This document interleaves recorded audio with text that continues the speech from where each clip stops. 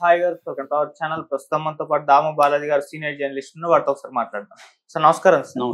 Sir Tirupati Janasena incharge Kiran Royal పైన ఒక మహిళ ఆరోపణలు చేసింది. ఆమె తనను వేధిస్తున్నాడు, డబ్బులు మోసం చేసినట్టు ఒక వీడియో కూడా రిలీజ్ చేసింది. ఇప్పుడు దీనిపైన వైసీపీ శ్రేణులు అయితే ఫైర్ అవుతున్నారు. అండ్ పవన్ కళ్యాణ్ గారు కూడా జనసేన నుంచి రియాక్ట్ అయ్యి అతన్ని సస్పెండ్ చేసినట్టు కూడా వార్తలు వినిపిస్తున్నాయి. మరి ఏం జరిగింది ఇష్యూలో? మరి సస్పెండ్ చేశారా ఆయన? తిరుపతిలో జనసేన ఇన్ఛార్జ్ కిరణ్ రాయల్ అతను ఒక మహిళకు మోసం చేశాడని ఆ మహిళ లక్ష్మి అనే మహిళ ఒక వీడియో చేసింది. సెల్ఫీ వీడియో చేసిన తర్వాత ఆమె ఆత్మహత్య ప్రయత్నం చేసింది. తర్వాత ఆమె ప్రాణాపాయం నుంచి అయితే తప్పించుకున్నట్టు తెలుస్తుంది. సో ఆమె చెప్పిన ఆరోపణలు ఏంటంటే, నా దగ్గర 1,20,00,000 తీసుకున్నాడు, కానీ నన్ను బెదిరించి తను 30 లక్షలకి బాండ్ రాయించుకున్నాడు, దానికి సంబంధించి పోస్ట్ డేటెడ్ చెక్కులు ఇచ్చాడు. సో యాక్చువల్గా అయితే 1,20,00,000 నేను అది అప్పులు చేసి తనకి ఇచ్చాను. అతను ఇప్పుడు నన్ను బెదిరిస్తున్నాడు, కాబట్టి నాకు ఇంట్లో కూడా నా పిల్లలు కూడా నన్ను తప్పు పడుతున్నారు, కాబట్టి నాకు చనిపోవడం తప్ప వేరే మార్గం లేదని ఆమె వీడియో చేసి ఆత్మహత్య ప్రయత్నం చేసింది. దాని తర్వాత కిరణ్ రాయల్ తనకు సంబంధించిన తెలుగుదేశం మీడియా సహాయంతో అతను ఏం చేశాడంటే, ఇదంతా కూడా వైసీపీ మీద వేసేయడానికి డ్రామాలు ఆడాడు. ఇది వైసీపీ వాళ్ళు చేస్తున్నారు, పొట్టిరెడ్డి ఇక్కడ అభినయ్ రెడ్డి ఈ రెడ్లుని టార్గెట్ చేసి మాట్లాడాడు. దాని తర్వాత వైసీపీ సోషల్ మీడియా కూడా పెద్ద ఎత్తున రంగంలోకి దిగి తన వీడియోలు ఆడియోలు దాదాపు 20-30 అని చెప్తున్నా. నేను అన్ని చూడలేదు, కానీ నేను ఒక 2-3 చూసి నేను షాక్ అయ్యాను. ముఖ్యంగా అతని ఆడియోలో అతని బూతులు చూసి షాక్ అయ్యాను. తాను ప్రేమించి తనతో పాటు అనేక సంవత్సరాలు జీవించిన ఒక మహిళ, ఆమె ఇప్పుడు కూడా ఏం చెప్తుంది అంటే, దాంట్లో నేను నీకు డబ్బులు ఇచ్చాను, నీకు కారు కొనిచ్చాను, ఇవన్నీ చెప్తుంటే అతను నువ్వు నాకు అప్పు ఇచ్చావు అని అడుగుతున్నాడు. అప్పుగా నేను ఇవ్వలేదు, నువ్వు నాతో ఉంటావు, నన్ను పెళ్లి చేసుకుంటానని నువ్వు హామీలు ఇస్తే నేను అది చేశాను, కానీ నువ్వు ఇంకో దానితో వెళ్ళావని ఆమె చెప్తుంది. నువ్వు కాపలా ఉండలేదా, నేను దాంతో వెళ్తాను ఇతను అంటున్నాడు. అంటే అతని క్యారెక్టర్ ఎలా ఉంది చూడండి. ఒక అమ్మాయితో చేసి పెళ్లి చేసుకుంటానమాట, ఇంకొక అమ్మాయి పోయి ఈ అమ్మాయిని కాపలా పెట్టాడు అనమాట. అది పవన్ కళ్యాణ్ పెంపకం అంటారే, అలా ఆయన పార్టీ పెంపకం.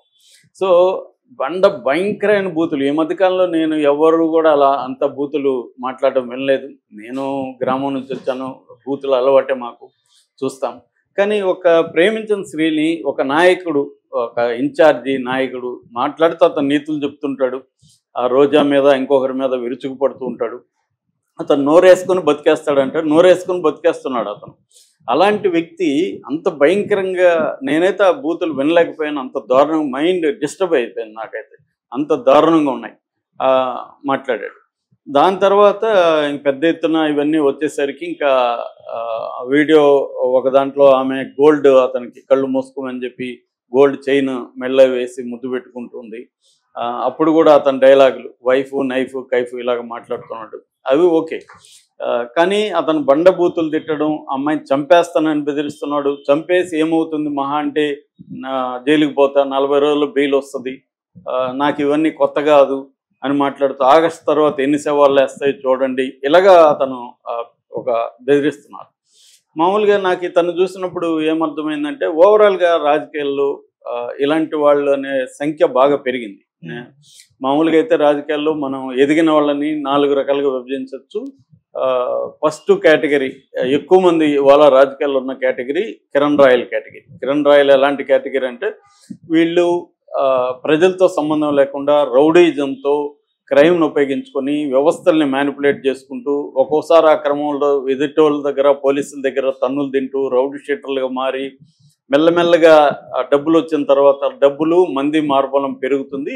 దీంతో మెల్లగా రాజకీయాల్లోకి వచ్చి నెక్స్ట్ లెవెల్కి వెళ్తుంటారు. అంటే క్రిమినల్ టు పొలిటీషియన్. వీళ్ళు ఎక్కువ మంది ఇవాళ అన్ని పార్టీల్లో వీళ్ళే ప్రధానంగా ఉన్నారు. మనకి ఎంపీల స్థాయిలోనే ఎంతమంది క్రిమినల్లో ఉన్నారు అనేది లిస్టులు ఏడీఆర్ లాంటి సంస్థలు ప్రకటిస్తూ ఉంటాయి. అవి చూస్తే కూడా తెలుసు మనకి. రెండవ కేటగిరీ ప్రజల సమస్యల నుంచి, ముఖ్యంగా స్టూడెంట్ మూవ్మెంట్స్ నుంచి, ట్రేడ్ యూనియన్ మూవ్మెంట్స్, యువజన ఉద్యమాలు, ప్రజా ఉద్యమాల నుంచి ఎవాల్వ్ అవుతూ ఆ క్రమంలో వీళ్ళు కూడా జైలుకి వెళ్ళొచ్చు, వీళ్ళు కూడా పోలీసుల దగ్గర దెబ్బలు తినొచ్చు. కానీ వీళ్ళు బేస్ అంతా కూడా ప్రజా ఉద్యమాల బేస్గా ఉండి నాయకత్వ స్థానాలకు వస్తారు. వీళ్ళల్లో ఎక్కువగా కమ్యూనిస్ట్ పార్టీలు ఇలాంటి వాళ్ళు ఉంటారు. ఇప్పటికి కూడా అలాంటి వాళ్ళు ఉండేది కమ్యూనిస్ట్ పార్టీలోనే. మిగతా పార్టీలో తగ్గిపోయారు ఈ సంఖ్య. ఒకప్పుడు అన్ని పార్టీలో ఉండేవాడు, ఈ సంఖ్య ఉండేది. విద్యార్థి ఎందుకంటే అప్పుడు గవర్నమెంట్ కాలేజెస్ ఇవి ఉండేవి కాబట్టి అక్కడ ఉద్యమాలు జరిగేవి. సో మేమంతా కూడా ఆర్ఎస్సీలో అలాగే విద్యార్థి ఉద్యమాల నుంచే వచ్చాం. ఇప్పుడు అది పోయిందన్నమాట. ఇక మూడవ కేటగిరీ ఏంటంటే వారసులు, వీళ్ళిద్దరి వారసులు. రౌడీ నుంచి క్రిమినల్ నుంచి పొలిటీషియన్గా ఉంటే వాళ్ళ వారసులకి ఆ క్రిమినల్ బ్యాక్గ్రౌండ్ అన్నీ ఈజీగా దొరికిపోతాయి, వాళ్ళు నాయకత్వంలోకి ఈజీగా వస్తారు. రెండవ కేటగిరీ ఈ స్టూడెంట్ ఉద్యమాల నుంచి వచ్చిన నాయకుల పిల్లలు కూడా ఈజీగా వస్తారు. ఇలాంటి వాళ్ళు మనం చెప్పుకోవాలంటే ఇప్పుడు చాలా ఎగ్జాంపుల్స్ ఉన్నాయి. జగన్ కావచ్చు, లోకేష్ కావచ్చు, కేటీఆర్ కావచ్చు, ఒక బెస్ట్ ఎగ్జాంపుల్. వీళ్ళందరూ కూడా వారసులుగా రంగంలోకి దిగి వచ్చిన వాళ్ళే. అదర్వైజ్ వీళ్ళు నాయకులకి ఎవాల్వ్ అవ్వడం అంటే మాటలు కాదు. సో అలాగా వీళ్ళకి ఈజీగా ఆల్రెడీ గ్రౌండ్ ప్రిపేర్ కాబట్టి ఈజీగా వచ్చేసారు. ఇక నాలుగవ కేటగిరీ ఏంటంటే వేరే రంగాల్లో పాపులర్ అయ్యి, సినిమా రంగం కావచ్చు, క్రీడలు కావచ్చు, ఇంకోటి కావచ్చు, వేరే రంగంలో పాపులర్ అయ్యి రాజకీయాల్లోకి వచ్చేవాడు. వీళ్ళు ఎన్టీఆర్, ఎంజీఆర్, జయలలిత, మన ఇక్కడ పవన్ కళ్యాణ్, ఇలాంటి వాళ్ళందరూ ఇలాగా వచ్చిన వాళ్ళే. వీళ్ళు సడన్ గా నాయకత్వంలోకి వచ్చేస్తారు, కింద నుంచి ఎస్టాబ్లిష్ అయ్యి రారు వీళ్ళు. సో వీళ్ళకి మోస్ట్ డేంజరస్ కిరణ్ రాయల్ లాంటి వాళ్ళు. వీళ్ళు క్రైమ్ బ్యాక్గ్రౌండ్ నుంచి వచ్చి వ్యవస్థలను మేనేజ్ చేయడం నుంచి వచ్చి ఉంటారు కాబట్టి వీళ్ళకి ఏ రకమైన ప్రజల పట్ల సింపతి కానీ, ప్రజాస్వామ్యం పట్ల గౌరవం కానీ, ఈ మన న్యాయ వ్యవస్థ మీద భయం కానీ ఏది ఉండదు వీళ్ళకి. అన్నీ కూడా మ్యానిపులేట్ చేసుకుంటూ వెళ్తారు. వీళ్ళకి అవసరమైతే కాళ్ళు పట్టుకుంటారు, అవసరమైతే జుట్టు పట్టుకోగలరు, కాళ్ళు పట్టుకోగలరు, ఏమన్నా చేయగలరు వాళ్ళు. వాళ్ళకి ఏ రకమైన నీతి నియమాలు, ఏ రకమైన బేసిక్ హ్యూమన్ సింపతి, ఎంపతి ఏమీ ఉండవు వీళ్ళకి. ఇలాంటి వాళ్ళ వల్లనే ఇప్పుడు రాజకీయాలంతా దిగజారిపోవడానికి ఇలాంటి వాళ్ళు పై స్థాయి నాయకత్వంలోకి వచ్చేసారు. సో కిరణ్ రాయల్ కూడా ఆ కేటగిరీ. అయితే ఇక్కడ పవన్ కళ్యాణ్ ఒక విషయంలో మెచ్చుకోవాల్సింది ఏంటంటే ఇతని మీద ఇమీడియట్గా స్పందించి అతని మీద విచారణకు ఆదేశిస్తున్నాం. అప్పటి వరకు జనసేన పార్టీకి అతన్ని దూరంగా ఉండాలని ఆదేశిస్తున్నాడు. అంతవరకు మెచ్చుకోవాలి, డెమోక్రటిక్గా ఉంది. ఎందుకంటే ఒక వ్యక్తి మీద నేరం ఆరోపించబడగానే అతను దోషని చెప్పడం కాదు అనే వరకు బాగానే ఉంది. కానీ ఆడియోలు పవన్ కళ్యాణ్ వినలేదా? ఆ స్త్రీలను అంత దారుణంగా మాట్లాడుతుంటే పవన్ కళ్యాణ్ ఎలా సహిస్తున్నాడు? ఎందుకంటే ఆయన చాలాసార్లు స్త్రీల గురించి కన్నీరు గారుస్తూ మాట్లాడతాడు, స్త్రీల పక్షపాత అన్నట్టుగా మాట్లాడతాడు. అనేక సార్లు మనం చూసాం, చాలా ఎమోషనల్గా మాట్లాడుతుంటారు స్త్రీల విషయం వచ్చేసరికి. కానీ మరి అంత దారుణంగా స్త్రీలని ఆడియోలో మాట్లాడుతున్న వ్యక్తి, అతని వాయిస్ అది క్లియర్గా, అదేమీ మ్యానిపులేటెడ్ కాదు, తెలుస్తుంది.